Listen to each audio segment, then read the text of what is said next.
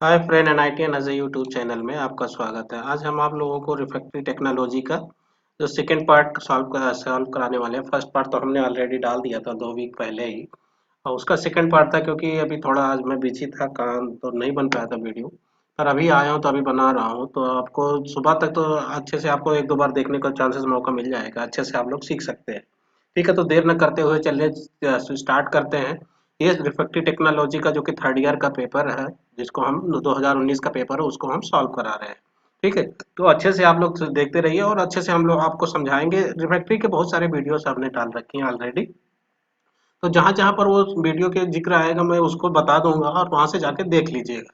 ठीक है, तो पेपर सॉल्व कराते हैं। फर्स्ट जो दो क्वेश्चंस तो हो ही गए थे फर्स्ट पार्ट में। तीसरा को हम देखते हैं। Name the different properties used in refractive materials.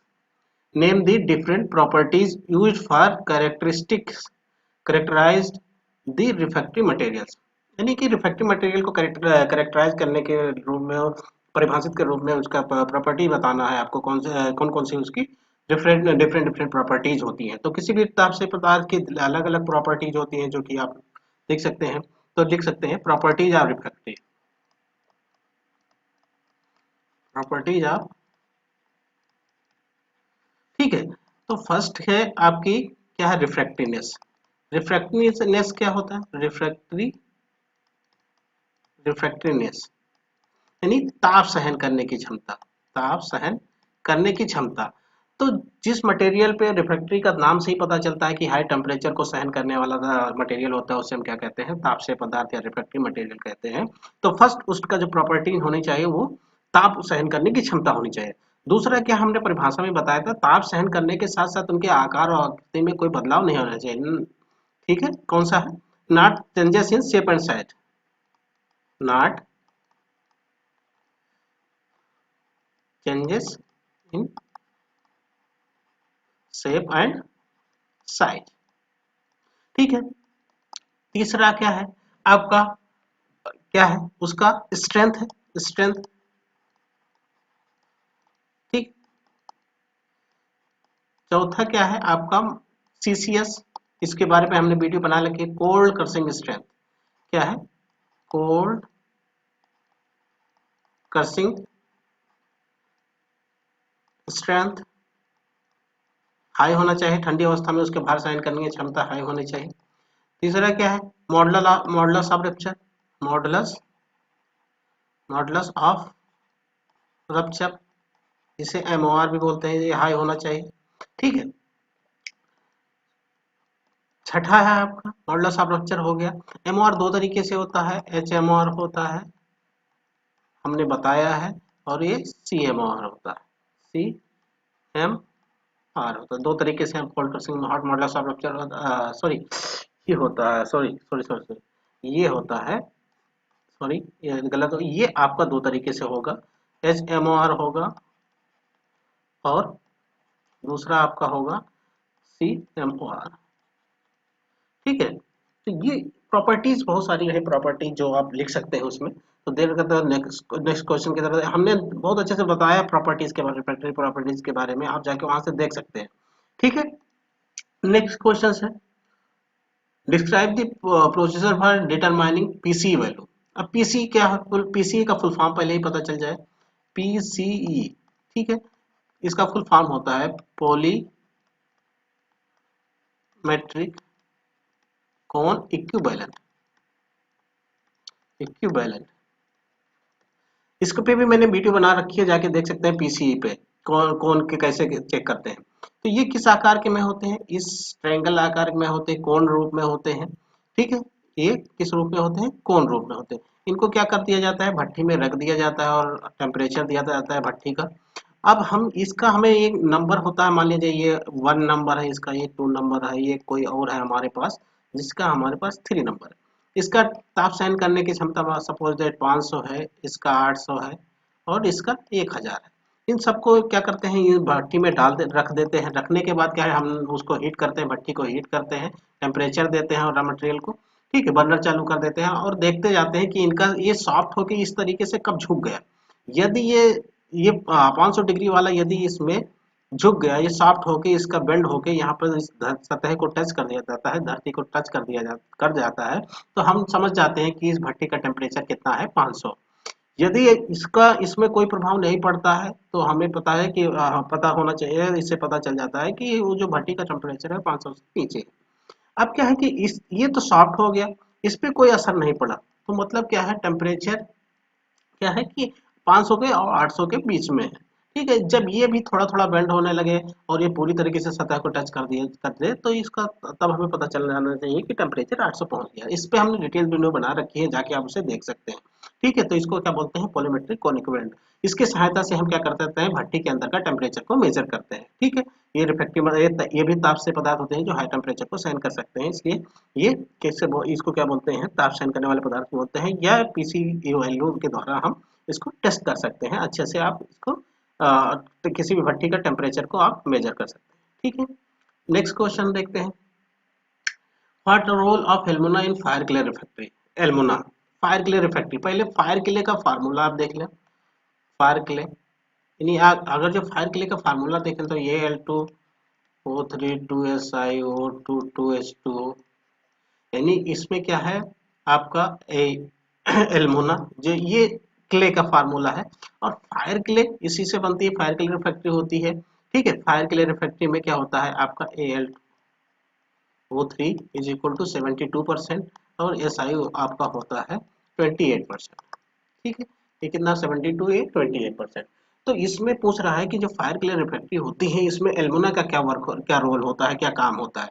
तो एल्मोना, ये आपको ध्यान होना चाहिए कि ये क्या है, सबसे डेंस मटेरियल होता है, इसकी डेंसिटी हाई होती है, लगभग इसके 4 होती है, इसकी जो डेंसिटी होती है वो कितनी होती है, 4 होती है।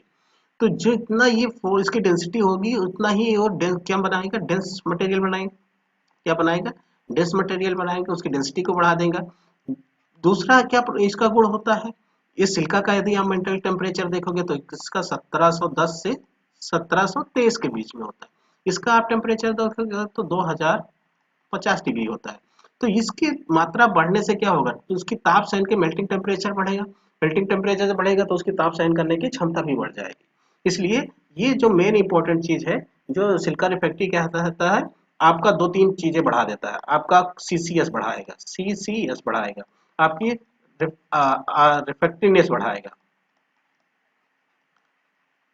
ठीक है, और तीसरा आपका MOR बढ़ाएगा, मॉडुलस ऑफ रप्चर को इंक्रीज करेगा एल्मोना की मौजूदगी के कारण ये। ठीक है, ये तीन चार प्रॉपर्टीज हैं। चौथा आपका स्ट्रेंथ भी हो जाएगा, ये क्या कर देगा, बढ़ा देगा। ठीक है, तो इसका ये रोल होता है एल्मोना रिफैक्ट्री का, इसमें आपका इसमें फायर क्ले रिफैक्ट्री में। ठीक, एल्मोना का ये रोल है। नेक्स्ट क्वेश्चन है, डिस्टिंग्विश बिटवीन केनाइट एंड सिलेमानाइट। एक्चुअली में क्या है, ये दोनों का जो फार्मूला होता है आपका, फार्मूला लगभग सेम होते हैं। दोनों क्या है आपकी सिलेमानाइट। तो ये क्या है, इसमें किसकी किसकी मात्रा पाई जाती है, एल्मोना। ये कौन सी एल्मोना, Al2O3 एंड सेकेंड आपका मटेरियल है SiO2। ठीक है, सिलेमानाइट जो बनता है आपका जब कोई सी जो क्ले को जब हीट करते हैं, क्ले को जब हीट करते हैं, जिसका जो फार्मूला भी हमने लिखा था, क्या होता है, Al2O3 2SiO2 2H2O। जब इसको हीट करते हैं तो क्या ये क्या बनता है, पहला सिलेमानाइट, और इसको ज्यादा हीट करते हैं तो क्या बनता है, मोलाइट। ठीक है, फेस ट्रांसफॉर्मेशन होता है। तो सिलेमानाइट क्या है कि आप किसी रिफैक्ट्री को यदि हम हीट करते हैं तो वो सिलेमानाइट में बनता है, उसके बाद और ज्यादा उसको हीट करते हैं तो मोलाइट में कन्वर्ट हो जाता है। इसको हम क्या बोलते हैं, इन दोनों जो रिफैक्ट्री है इसको हम बोलते हैं एल्मिनो सिलिकेट रिफैक्ट्री, एल्मिनो सिलिकेट रिफैक्ट्री। ठीक है, तो ये लगभग लगभग सेम होता है, लेकिन दो दो एक डिफरेंसेस होते हैं। जैसे क्या होता है, जिसका जो ताप सहन करने की क्षमता ज्यादा होती है इसकी थोड़ी कम होती है। ठीक है, दोनों न्यूट्रल है, हाँ न्यूट्रल, दोनों न्यूट्रल रिफ्रैक्ट्री हैं। ठीक है, तो ये कुछ ऐसे प्रॉपर्टीज हैं जो इसमें डिफरेंस कर सकते हैं, उसके बीच में अंतर को डिफाइन कर सकते हैं। ठीक है, नेक्स्ट क्वेश्चंस को देखते हैं। Describe the manufacturing of carbon refractory. तो कार्बन रिफैक्ट्री बनाने के लिए आपको क्या करना होगा, रॉ मटेरियल पहले लेना होगा। रॉ मटेरियल तो रॉ मटेरियल कार्बन के लिए क्या होता है आपका, ऐसे मटेरियल होना चाहिए जिसमें कार्बन मिलता हो, जिससे हमें कार्बन मिले। ठीक है, तो ग्रेफाइट भी होता है। ठीक है, दूसरा आपका कार्बन भी होता है। तीसरा आपका है बॉन्डिंग मटेरियल। बॉन्डिंग मटेरियल, ठीक है। कार्बन रिफैक्ट्री बहुत इंपॉर्टेंट चीज है, इसको आप ध्यान में रखिए, ये आ सकता है एग्जाम में, क्योंकि ये इंपॉर्टेंट रिफैक्ट्री है फॉर स्टील इंडस्ट्री के। स्टील इंडस्ट्री के जो ब्लास्ट फर्नेस होती है वहां पे बहुत ज्यादा यूज की जाती है, इसलिए आपको ध्यान में रखना होता है। ठीक है, ये रॉ मटेरियल। बाइंडिंग मटेरियल में आप क्या कर सकते हैं, आप पीवीसी, मोलासिस आदि यूज ईटीसी उसमें क्या यूज कर सकते हैं। ठीक है, तो बाइंडिंग मटेरियल में क्या है आपका, मोलासिस कर सकते हैं, मोलासिस। ठीक है, दूसरा आपका पीवीसी की यूज कर सकते हैं, पीवीसी। ठीक है, लिक्विड फॉर्म में है, ये होता है। ठीक है, तो ये मटेरियल क्या है कि इसको हम यूज करके ये रॉ मटेरियल होंगे। अब रॉ मटेरियल के बाद हम क्या करते हैं, क्रशिंग, ग्राइंडिंग, और इसी में प्लस मिक्सिंग कर दिया जाता है। ठीक है, मिक्सिंग के बाद आप इसको क्या करते हैं कि शेपिंग दे देते हैं। अब इसको जब फायरिंग करते हैं तब ये बहुत ज्यादा ध्यान में रखना होता है, इसको हम रिड्यूसिंग एटमॉस्फेयर में फायर करते हैं। ये इंपॉर्टेंट प्रॉपर्टी, इसको आप ध्यान रखिएगा। रिड्यूसिंग एटमॉस्फेयर मतलब वहां पर ऑक्सीजन की अनुपस्थिति होनी चाहिए, वहां पर ऑक्सीजन नहीं होना चाहिए, और उस एनवायरनमेंट को वहां पर उसके जो कार्बन है उसकी मात्रा को मेंटेन किया जाता है। ठीक है, तो ये ऑक्सीडाइजिंग एटमॉस्फेयर नहीं होना चाहिए, जो वातावरण होता है जहां पर हम इसको फायर करते हैं कार्बन रिफैक्ट्री को, इसलिए इंपॉर्टेंट चीज है। ये बहुत इंपॉर्टेंट चीज है, अब इसको नोट डाउन कर लीजिएगा, क्योंकि जब इसको हम पकाते हैं, फायरिंग करते समय हम ध्यान में कैसे एटमॉस्फेयर चाहिए, जो जहां पर ऑक्सीजन उपस्थित ना हो। तो ऑक्सीजन उपस्थित होगा तो क्या होगा, ये कौन सी है, कार्बन रिफैक्ट्री है। ऑक्सीजन होगा तो सॉरी, ऑक्सीजन होगा तो क्या होगा, ये CO2 बन के, ये रिएक्शन करके गैस बन के उड़ने लगता है। तो इसलिए वहां पर जो एटमॉस्फेयर है जब पकाते हैं तो इसको यहाँ पर क्या, कौन सा एटमॉस्फेयर क्रिएट करते हैं, रिड्यूसिंग। ठीक, रिड्यूसिंग एटमॉस्फेयर रखते हैं, ना कि ऑक्सीडाइजिंग एटमॉस्फेयर रखते हैं। उसका वातावरण जो है भट्टी का वातावरण है, वहां पर रिड्यूसिंग एटमॉस्फेयर को रखा जाता है। तो ये आप बनाने की उसकी विधि है। दूसरा क्या है, जब यदि हम देखा जाए तो इसकी जो प्रॉपर्टीज के बारे में बात किया जाए, तो ये न्यूक्लियर रिफैक्ट्री होती है। सबसे ज्यादा ये ब्लास्ट फर्नेस में यूज करती है। ब्लास्ट फर्नेस में किस जगह, अर्थ में यूज होती है। अभी ब्लास्ट फर्नेस का फिगर दिखाएंगे तो जहां पर सबसे ज्यादा यूज की जाती है। दूसरा क्या है, इसकी नॉन बेटिंग प्रॉपर्टी होती है, नॉन बेटिंग प्रॉपर्टी होती है। तीसरा क्या है, हाई टेम्परेचर सहन, क्या है, हाई टेम्परेचर सहन करने की इसकी क्षमता होती है, स्ट्रेंथ इसका हाई होता है। तो ये सारी प्रॉपर्टीज हैं जिसके कारण कार्बन रिफैक्ट्री बहुत ही इंपॉर्टेंट हो जाती है हर्थ के लिए, ब्लास्ट फर्नेस के लिए। ठीक है, नेक्स्ट क्वेश्चन देखते हैं। Next question, what the various chemical resistance test for refractive material. बहुत सारे ऐसे एसिडिक टेस्टिंग होती है, बेसिक टेस्टिंग होती है, केमिकल टेस्टिंग होती है। ठीक है, जिससे कि वो रिएक्शंस ना करे, कि कोई ऐसा मटेरियल जहां पर हम मेल्ट करते हैं वहां पर जैसे एसिडिक एनवायरनमेंट है, या उसमें क्या है कि बहुत सारे एल्कलीज मौजूद होते हैं, बहुत सारे ऐसे कण होते हैं जो कि, क्योंकि ये जो रिफ्रैक्ट्री होती है, ठीक है, ये ऐसे जगह पे यूज किए जाते हैं जहां पर मटेरियल को या तो फायर किया जाता है, दो तरीके से हो जाता है, या तो फायरिंग होता है, या आपका क्या होता है, मेल्टिंग होता है। अब जब मेल्टिंग होता है तो बहुत ज्यादा ध्यान में रखना होता है, क्योंकि यहाँ पर लिक्विड मटेरियल रहता है। क्या, कौन सा मटेरियल कैसा रहेगा, लिक्विड फॉर्म में रहेगा, और ये हमारी रिफ्रैक्ट्री लगी होती है इस साइड में चारों तरफ। तो यदि इसमें कुछ ऐसे जैसे एल्कलीज मौजूद होते हैं, ठीक है, ठीक है, बहुत सारे ऐसे केमिकल्स मौजूद होते हैं उसमें, जो उससे क्या है, रिफैक्ट्री को क्रोजन कर देते हैं, उसका कोरोड कर देते हैं। तो उससे हमें क्या होता है, उससे यूज करने से पहले हम क्या करते हैं, केमिकल टेस्टिंग करते हैं, केमिकल ड्यूरेबिलिटी बढ़ाते हैं। केमिकल ड्यूरेबिलिटी पे हमने एक वीडियो बना रखी है, आप उसको अच्छे से ध्यान रख जाके देख लीजिए कि केमिकल ड्यूरेबिलिटी जरूर आती है। ठीक है, नेक्स्ट क्वेश्चन है, नेक्स्ट क्वेश्चन आपका क्या है, what are super duty silica bricks. Silica bricks को चार भागों में डिवाइड किया जाता है। पहले सिलिका ब्रिक्स के बारे में पढ़ लेते हैं। सिलिका ब्रिक्स क्या होता है, सिलिका ब्रिक्स। ठीक है, तो जो सिलिका ब्रिक्स है इसका हम नेचर बात करें, नेचर की बात करें तो ये क्या होता है आपका, एसिडिक होता है। कैसा नेचर, एसिडिक होता है। इसका एमपी की बात करें, मेल्टिंग टेम्परेचर की, मेल्टिंग पॉइंट की बात करें तो इसका 1710 से 1723 के बीच में होता है। ठीक है, ये ऐसा मटेरियल है जो दूसरा ऐसा मटेरियल है जो सबसे ज्यादा मात्रा में पाया जाता है, सबसे ज्यादा मात्रा में पाया जाने वाला पदार्थ है दूसरे नंबर पे। ठीक है, सबसे ज्यादा पाया जाने वाला मटेरियल है जो कि दूसरे नंबर पे आता है, सेकेंड नंबर पे। ठीक है, तो ये क्या हो गया, उसके आपकी इसकी प्रॉपर्टीज हो गई। ठीक है, अब क्या है, इसको जो टाइप करते हैं हम टाइप्स, तो इसको चार भागों में डिवाइड किया गया है। Low duty silica bricks, low duty silica bricks, ठीक है, मीडियम ड्यूटी,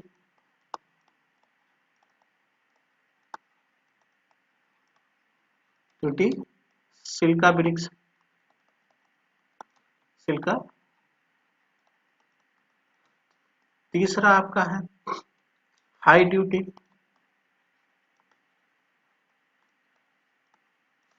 सिलिका ब्रिक्स, चौथा है आपका super duty, super duty silica bricks. अब ये जो ड्यूटी है ना, ये जो टेम्परेचर सहन करने को प्रदर्शित करता है, जहां पे ड्यूटी लगा हुआ है कि मतलब टेम्परेचर को सहन करने की क्षमता के आधार पर इसको चार भागों में डिवाइड कर दिएगा। तो टेम्परेचर किस पर डिपेंड होता है, यदि सिलिका की मात्रा बढ़ती जाएगी, यानी आप इस तरीके जाएंगे नीचे, ऊपर से नीचे की ओर जाएंगे, तो उसमें क्या होगा, किसकी मात्रा बढ़ती जाएगी, SiO2 की जो परसेंटेज है वो इंक्रीज होती जाएगी। इस तरफ अगर इस तरफ आप जाएंगे तो जो SiO2 की मात्रा है वो क्या होती है, डिक्रीज होती चली जाएगी।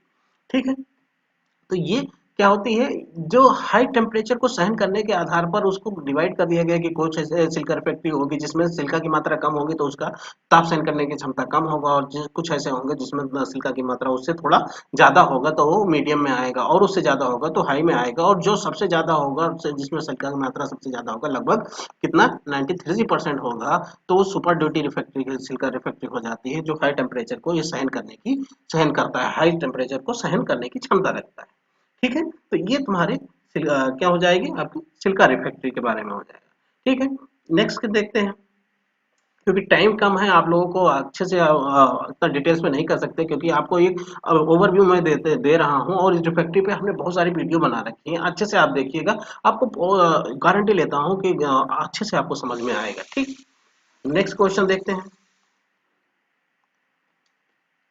नेक्स्ट क्वेश्चन, क्या है, रिफ्रैक्ट्री यूज्ड इन बेसमेर कन्वर्टर।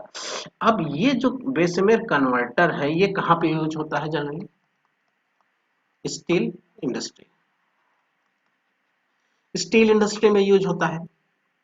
ठीक है, तो ये जो स्टील इंडस्ट्री होता है, जब स्टील इंडस्ट्री में जब फर्स्ट है, यानी कि आपके जो स्टील के मटेरियल होंगे, ठीक है, raw material of raw material of steel, तो इसके जो रॉ मटेरियल्स होगा आपका आयरन होता, आयरन ओर होता है, सॉरी, आयरन ओर होता है, आयरन जिसमें लौह तत्व पाए जाते हैं। दूसरा होता है आपका कोक होता है। ठीक है, तीसरा आपका होता है लाइमस्टोन। इसको हाई टेम्परेचर पे किसमें मेल्ट किया जाता है, ब्लास्ट फर्नेस में। ठीक है, किसमें मेल्ट किया जाएगा आपको, ब्लास्ट फर्नेस में, इस रॉ मटेरियल को। तो यहाँ से हमें क्या मिलता है, आयरन मिलता है, वहां से जो मिलेगा क्या मिलेगा, आयरन प्लस स्लैग, दो मटेरियल मिलेंगे, आयरन प्लस स्लैग मिलते हैं। अब हमें क्या करना है कि इस आयरन को किस में कन्वर्ट करना है, स्टील में कन्वर्ट करना है।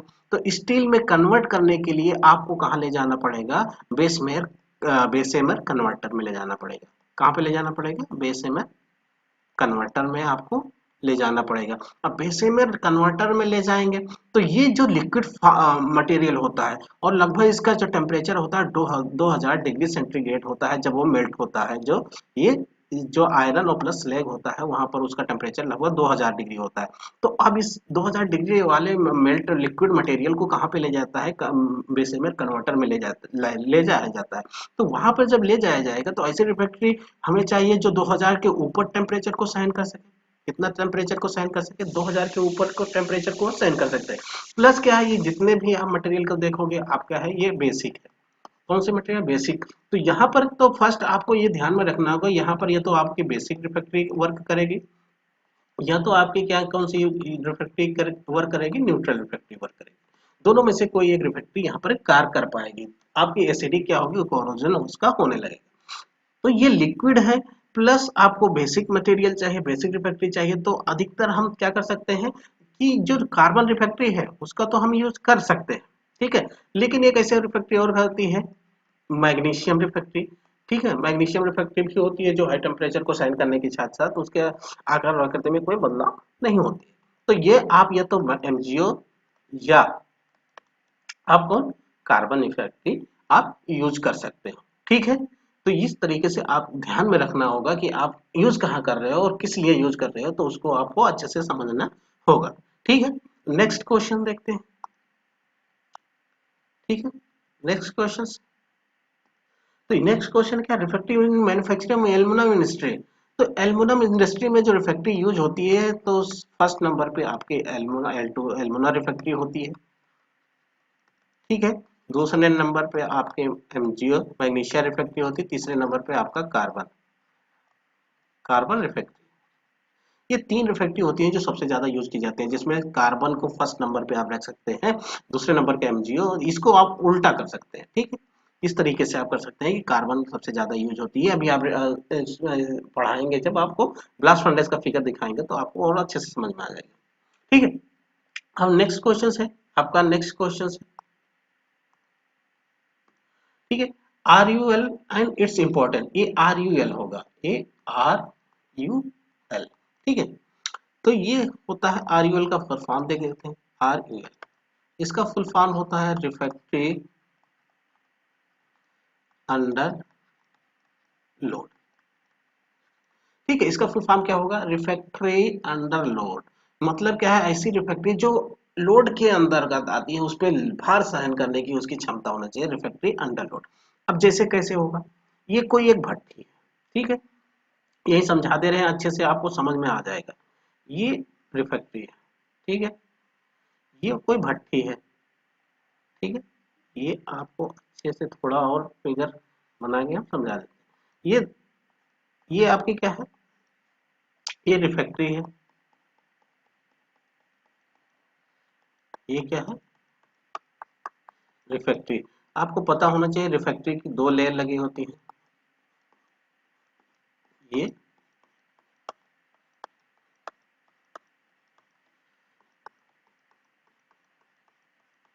ठीक है। ये दो इस ये पूरा रिफ्रैक्ट्री होती है। ये पहले पार्ट में हमने समझाया था। ये आपके कौन से होती है? सॉरी, ये आपकी डेंस रिफ्रैक्ट्री होती है, डेंस रिफ्रैक्ट्री। पोलर रिफ्रैक्ट्री क्या होता है? हीट को बाहर जाने से रोकता है। डेंस क्या होता है? इसकी थर्मल कंडक्टिविटी अच्छी होती है, क्योंकि ये पूरे समान रूप में उसको भेजने के काम करता है, ठीक है। तो इसको डिटेल में हमने समझाया। अब क्या कह रहा है कि रिफ्रैक्ट्री अंडर लोड, उनके भार सहन करने की क्षमता क्या होनी चाहिए, ठीक है। कहाँ पर भार सहन करने की क्षमता उसकी होनी चाहिए?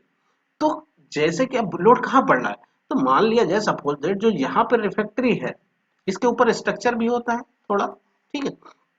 तो जो ये रिफैक्ट्री है आपकी, ये रिफैक्ट्री है, तो इसके ऊपर ये सब पूरा लोड है ना। और जो यहाँ पे रिफैक्ट्री होगी उसका इस ऊपर का स्ट्रक्चर जो क्राउन होगी, उसकी छत होगी, उसका लोड होगा। तो इस लोड को सहन करने की क्षमता होनी चाहिए। रिफैक्ट्री मीन्स ये नहीं होता है, केवल ओनली ये नहीं होता है कि उसको ताप सहन करने की क्षमता होनी चाहिए। ताप सहन करने के साथ साथ उसकी क्या है, भार सहन करने की भी क्षमता होनी चाहिए। लोड पड़ता है उस पर, तो उसको सहन करने की क्षमता होना चाहिए। मान लीजिए 10 टन यहाँ पर हम मटेरियल को मेल्ट कर रहे हैं, क्या कर रहे हैं? 10 टन कर रहे हैं। एक्चुअली वहां पर तो 100 टन 50 टन ही मेल्ट होता है। तो ये जो रिफैक्ट्री होती है यहाँ पर, इसको भार सहन करने की क्षमता होनी चाहिए ना, इस लोड को सहन करने की उसकी क्षमता होनी चाहिए, तभी तो वो यहाँ पे स्टेबल कर पाएगा। यदि वो क्या होगा, अगर जो ताप तो सहन कर लेगा, 2000 डिग्री यदि ताप को सहन कर ले रहा है, और जो इसके लोड को नहीं सहन कर पाएगा, तो क्या हो जाएगा? क्रैक्स हो जाएगी, रिफैक्ट्री क्रैक्स हो जाएगा, तो उसमें लिक्विड होगा तो उसमें पेंट्रेट कर जाएगा, ठीक है। तो इसलिए उसको ध्यान में रखा जाता है कि उसको भार को, ताप को के साथ साथ उसके भार को भी सहन करने की क्षमता होनी चाहिए, ठीक है। तो ये आशा करता हूँ आपको समझ में होना चाहिए। इसलिए रिफ्रैक्ट्री अंडर लोड बहुत ही इंपॉर्टेंट प्रॉपर्टी है रिफ्रैक्ट्री के लिए, ठीक है। तो ये आपको ये सेकंड पार्ट का जो है सॉल्व हुआ, हमने करा दिया है।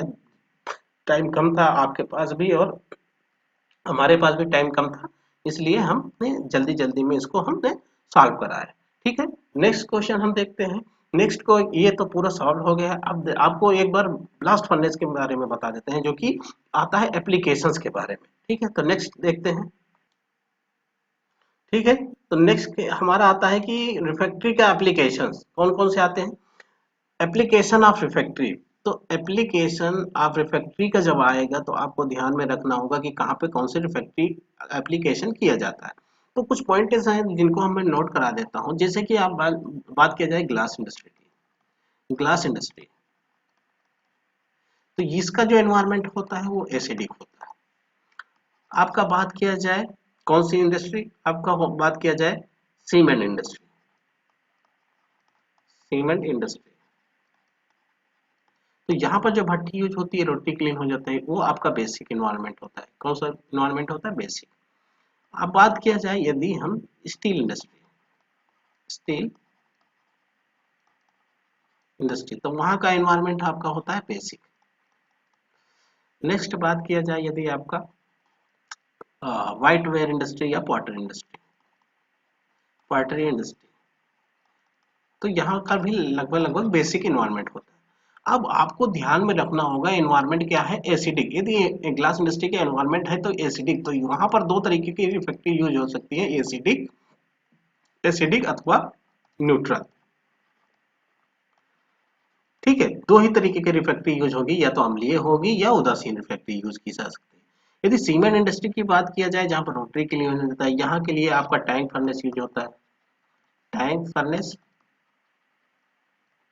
और दूसरा आपका होता है pot furnace, pot furnace use होता है। ठीक है, यदि सीमेंट इंडस्ट्री की बात किया जाए तो रोटरी क्लीन, रोटरी क्लीन।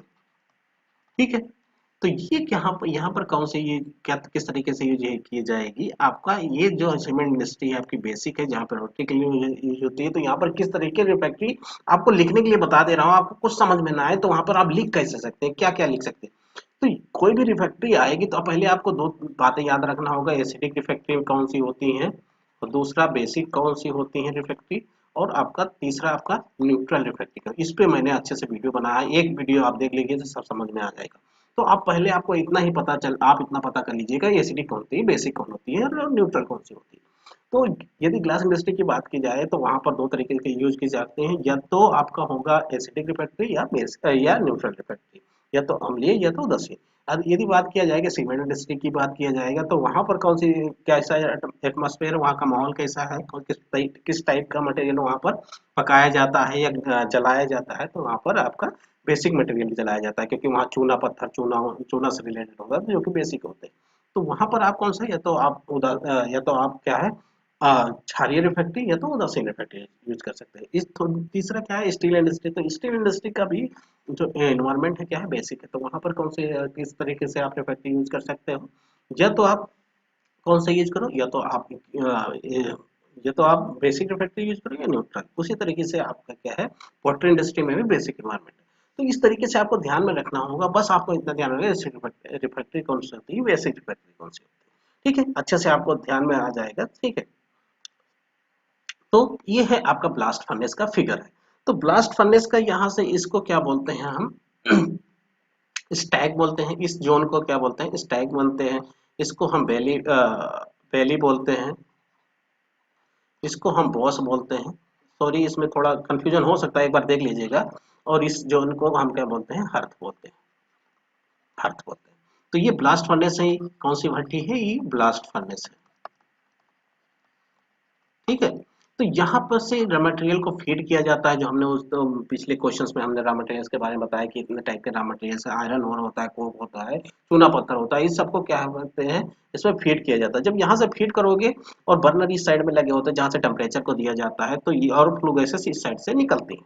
ठीक है, तो यहाँ पर क्या है, मटेरियल यहाँ डाला जाता है, तो इस यहाँ इस जोन में जो रिफैक्ट्री होगी वो अलग टाइप की होगी, इस जोन की जो रिफैक्ट्री होगी अलग होगी, इस जोन की जो रिफैक्ट्री होगी अलग होगी, एक कलर से दिखाया जाएगा, और इस जोन की जो रिफैक्ट्री होगी वो अलग टाइप की होगी। ये जो चीज टैंक में अलग होगी, बेली में अलग होगी, बॉस में अलग होगी, अर्थ में अलग होगी, क्योंकि टेम्परेचर पे डिपेंड करता है ना। तो जब यहाँ पर बर्नर जल रहा है, मटेरियल यहाँ पर मेल्ट हो रहा है, इस जोन में मेल्ट हो रहा है, तो यहाँ हाई टेम्परेचर होगा। ये ऊपर की तरफ आप बढ़ते जाएंगे तो टेम्परेचर कम होता जाएगा, लेकिन ये ऊपर की तरफ ही गैसेस आती हैं, तो उन गैसों का प्रेशर और टेम्परेचर और उनका जो कोरोजन होगा, इस रिफ्रैक्टिव से रिएक्शन करने की क्षमता अधिक होती है। ठीक है, तो इस हिसाब से रिफ्रैक्ट्री को लगाया जाता है। तो ऊपर की साइड में यदि हम एल्युमिनियम रिफ्रैक्ट्री को लगाएं तो चल जाएगा। ठीक है, स्टॉक में हम एल्युमिनियम रिफ्रैक्ट्री को हम लगा सकते हैं। ठीक है, बैली में और आते हैं तो यहाँ क्या है, टेम्परेचर का फ्लक्चुएशन बढ़ता है, घटता बढ़ता रहता है, और इसकी तुलना में स्टॉक की तुलना में थोड़ा टेम्परेचर ज्यादा हो जाता है, इसलिए भी यहाँ पर थोड़ा टेम्परेचर यहाँ की तुलना में यहाँ टेम्परेचर ज्यादा होता है, पर इसकी तुलना में यहाँ का टेम्परेचर कम होता है। तो इसलिए यहाँ पर भी आपको एल्युमिनियम रिफ्रैक्ट्री वर्क कर जाएगी, जो पुराने समय में यूज होता चला आ रहा है एल्युमिनियम रिफ्रैक्ट्री। इस जोन में थोड़ा टेम्परेचर बढ़ता है, यहाँ पर इस जोन में तो आप मैग्नीशियम रिफ्रैक्ट्री भी यूज कर सकते हैं, एल्युमिना या alumino silicate refractory, sorry magnesite refractory, magnesium refractory आपको यूज कर सकते हैं। ये जोन में थोड़ा हाई टेम्परेचर होता है, तो यहाँ पर आपका कौन सा रिफ्रैक्ट्री यूज होगी, मैग्नेसाइड रिफ्रैक्ट्री। ठीक है, और ये जो होता होता है ये कार्बन रिफ्रैक्टिंग होता है। इस ब्लास्ट फर्नेस में कोई यहीं पर मटेरियल मेल्ट होता है, और जहाँ पर टेम्परेचर होता है 2000 डिग्री सेंटीग्रेड, और लिक्विड मटेरियल में रिफ्रैक्ट्री डूबी रहती है, इसलिए कार्बन रिफ्रैक्ट्री का यहाँ एप्लीकेशन किया जाता है। कार्बन रिफ्रैक्ट्री के एप्लीकेशन का मेन उद्देश्य, जो कार्बन के रिफ्रैक्ट्री के दो गुण होते हैं, क्या होता है, ये नॉन वेटिंग प्रॉपर्टी होता है, ये नहीं कि वो पानी से नहीं भीगता है, यानी कोई से भी लिक्विड मटेरियल से वो भीगता नहीं, गीला नहीं होता है, इसलिए क्या करते हैं, उसको कार्बन रिफ्रैक्ट्री का यूज किया जाता है। दूसरा क्या होता है, क्या कि ये हाई टेम्परेचर को सहन कर सकता है, तो इस वजह से क्या है कि इस जोन में जो होता है कार्बन रिफ्रैक्ट्री को सबसे ज्यादा यूज किया जाता है। ठीक है, तो ये ब्लास्ट फर्नेस के बारे में हो गया। ठीक है, और अच्छे से आप डिटेल में एक बार देख लीजिएगा, पढ़ लीजिएगा। ठीक है, हम जल्दी थोड़ा टाइम कम होने के कारण मैं जल्दी जल्दी आपको समझा रहा हूँ, फिर भी इतना अब तो हो ही जा रहा है कि आप जाके वहां से लिख सकते हैं। नेक्स्ट आता है आपका क्या, नेक्स्ट है आपका, ठीक है, तो ये इस तरीके से आप कर सकते हैं, अच्छे से आप प्रिपेयर कर सकते हैं। यदि हम बात किया जाए, यदि टैंक फर्नेस की बात करते हैं, यदि हम टैंक फर्नेस की बात करें, ठीक है, तो टैंक फर्नेस में हमने बताया था कि नीचे की तरफ क्या है, इस साइड में आप पोरस रिफ्रैक्ट्री लगाते हैं, और उसकी जो क्राउन बनाई जाती है वो सिलिका रिफ्रैक्ट्री बनाई जाती है। ठीक है, जो क्राउन रिफ्रैक्ट्री बनाई जाती है किसकी बनाई जाती है, सिलिका रिफ्रैक्ट्री की बनाई जाती है। ठीक है, ठीक है, तो सिल्का रिफैक्ट्री के क्राउन बनाने का मेन रीजन है, थोड़ा इसका एक्सपेंशन होता है, और ये क्राउन जो है सिल्का रिफैक्ट्री बनाई जाती है। अंदर की तरफ ये तीन तरीके से ले जोन होता है, नीचे आपका पोरस होता है, उसके बाद ये ब्लॉक होते हैं। ब्लॉक किसके होंगे, एजेड के होते हैं। यहाँ पे पोरस रिफैक्ट्री होगी, ये हो गए आपके ब्लॉक होंगे, रिफैक्ट्री के बड़े बड़े ब्लॉक होंगे। ब्लॉक किसके होंगे, ए जेड एस के होंगे। ठीक है, ए जेड एल्मोना जिरकोनिया सिल्का के होंगे। ठीक है, ऊपर एक लेप चढ़ा दिया जाता है, जो भी वो भी ये ए जेड एस का होता है। ठीक है, तो इस तरीके से रिफैक्ट्री होती है। इधर पोरस रिफैक्ट्री होगी, अंदर आपकी डेंस रिफैक्ट्री होगी, किसकी होगी, एजेडएस की। जो ये डेंस रिफैक्ट्री होगी किसकी होगी, एजेडएस की, ब्लॉक होंगे। तो ये एजेडएस एल्मोना जिरकोनिया और सिलिका रिफैक्ट्री क्या होती है, न्यूट्रल रिफैक्ट्री होती है, जो हाई टेम्परेचर को सहन कर सकती है। ठीक है, नेक्स्ट है आपका क्या है, नेक्स्ट। ठीक है, तो ये इस तरीके से आप देख सकते हैं, समझ सकते हैं, और टाइम ना होने के कारण दूसरा क्या है आपका, ये है आपका रोटरी क्लिंग। कौन सा है, रोटरी क्लिंग। तो ये रोटरी क्लिंग चार भागों में डिवाइड होता है। यहाँ पर से रॉ मटेरियल को फीड किया जाता है, रॉ मटेरियल को क्या किया जाता है, फीड किया जाता है, डाला जाता है। यहाँ पर प्री कैंसिलेशन होता है, यानी मॉइस्चर रिमूव होता है, उसके बाद होता है थोड़ा थोड़ा मटेरियल हीट होता है, और ये आपका फायरिंग जोन होगा। फायरिंग जोन होगा, ये इस तरीके से आपका इधर कूलिंग जोन होता है। तो और यहाँ पर मटेरियल निकल जाता है। तो ये क्या है, हमने क्या बताया था, ये यहाँ का एनवायरनमेंट कैसा है, बेसिक रहता है। तो यहाँ पर आप कह सकते हो ये एल्युमिना, या आप कौन सा, डोलोमाइट रिफैक्ट्री, डोलोमाइट रिफैक्ट्री आप रोटरी क्लीन में अप्लाई कर सकते हो, क्योंकि यहाँ पर जो मेन मटेरियल होता है आपका क्या होता है, CaCl3, और ये इसमें डोलोमाइट में क्या होता है, CaCO3.MgCO3। तो इस यहाँ पर इस रिफैक्ट्री का यूज किया जा सकता है, और दो तीन और रिफैक्ट्री, मैग्नीशियम रिफैक्ट्री भी यूज किया जा सकता है, क्योंकि यहाँ पर कैल्सिनेशन होता है, क्या होता है, कैल्सिनेशन होता है, यानी निस्तापन होता है। और कहाँ पर यूज किया जाता है, ये स्टील, सॉरी, ये आपका सीमेंट इंडस्ट्री, सीमेंट या लाइम इंडस्ट्री। ठीक है, लाइम इंडस्ट्री में इसका यूज किया जाता है रोटरी क्लिंग का। ठीक है, तो इस तरीके से आप देख सकते हैं, इस टाइप के आपके जो है, जो अच्छे से आप इसको समझ सकते हैं, और आशा करता हूँ कि आपको समझ में आया होगा। ठीक है, तो good bye, best of luck for the कल, जो कल आपका एग्जामिनेशन है, आशा करता हूँ कि अच्छा हो। ठीक है, टाइम ना में होने के कारण मैंने सही से नहीं सॉल्व करा पाया, तो ठीक है, चलिए कराते हैं।